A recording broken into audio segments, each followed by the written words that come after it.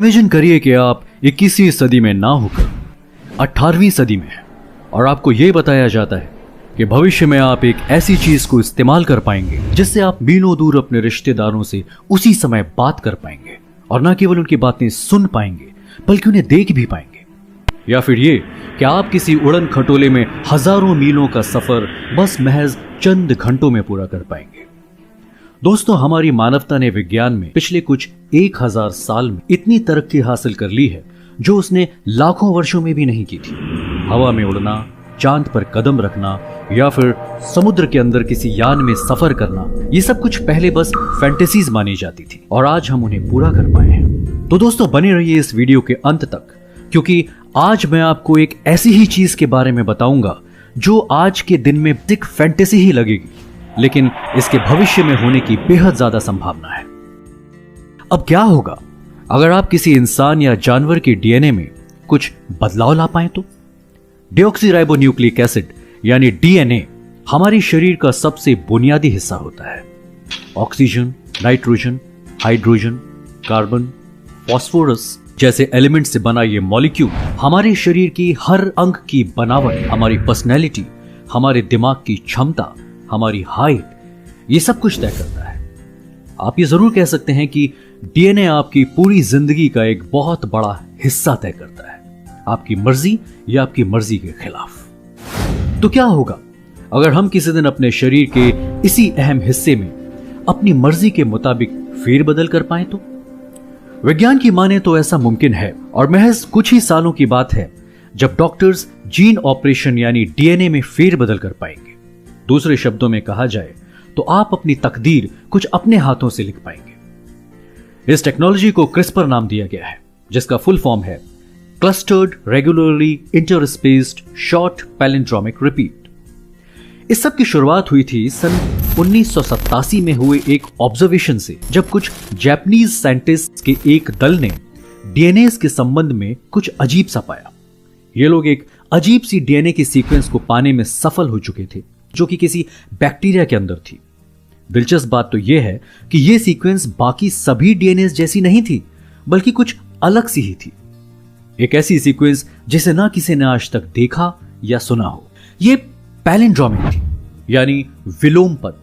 मतलब ये कि जब इन्हें किसी भी तरीके से देखा या पढ़ा जाए तो ये ठीक वैसी की वैसी एक तरह की दिखेंगी। और ये सीक्वेंस तकरीबन 30 बेसिस तक चलती थी और फिर अगले 36 बेसिस में ये डीएनए पैलिंड्रोमिक नहीं होती थी और फिर वापस अगले 30 बेसिस के लिए पैलिंड्रोमिक। निराशाजनक बात यह है कि कोई भी जापानीज साइंटिस्ट इसे ठीक तरह से समझ नहीं पा रहा था कि आखिर ये क्यों हो रहा है, और इसी वजह से उन सब ने हार मानकर अपनी स्टडी को कंक्लूड कर लिया और बस ये बताया कि ये अजीबोगरीब सीक्वेंस बस होती है। क्यों होती है ये कोई नहीं जानता। ये वही सीक्वेंस है जिसे बाद में क्रिस्पर का नाम दिया गया। कुछ सालों के बाद यह पता चला कि जो डीएनए सीक्वेंस वही सीक्वेंस है जो कि एक वायरस के अंदर पाई जाती है।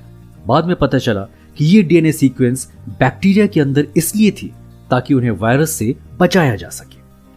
और फिर कुछ सालों बाद क्रिस्पर पर हजारों एक्सपेरिमेंट्स किए गए और यह पता चला कि हम इसे अपने हिसाब से प्रोग्राम कर सकते हैं।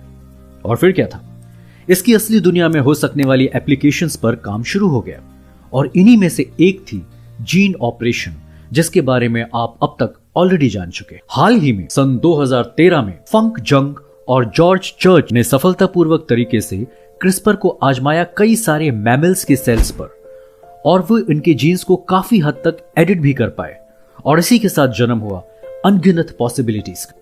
इस क्रिस्पर टेक्नोलॉजी का इस्तेमाल ऑलरेडी हो चुका है कुछ चूहों और बंदरों पर, और यहां तक कि कुछ फिलाडेल्फिया के साइंटिस्ट ये तक प्रूव कर चुके हैं कि वो क्रिस्पर की मदद से डीएनए निकाल सकते हैं एक एचआईवी वायरस का, जो कि इन्फेक्टेड ह्यूमन सेल्स में पाया जाता है।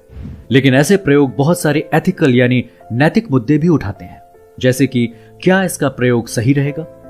क्यों ना केवल हम कई बीमारियां ठीक कर पाएंगे, लेकिन हम अपने शरीर का पूरा नक्शा ही बदल डालेंगे और उसके हर एक हिस्से को अपनी मर्जी से बना और मिटा पाएंगे।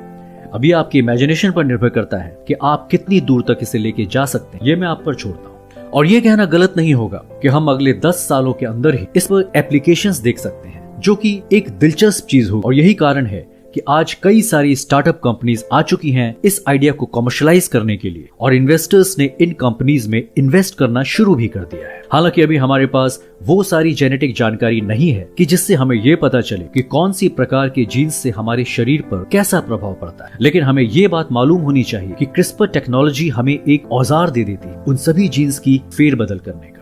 तो अब हमारे पास वो जानकारी मिल जाएगी, तब हम इसे पूरी तरह से इसका इस्तेमाल करें। एक दिन हम जरूर इसमें पूरी तरह से सफल हो पाएंगे और हमारी अगली जनरेशन न केवल सभी बीमारियों से मुक्त हो जाएगी, बल्कि हम इन्हें बेहद होशियार और ताकतवर भी बना पाएंगे।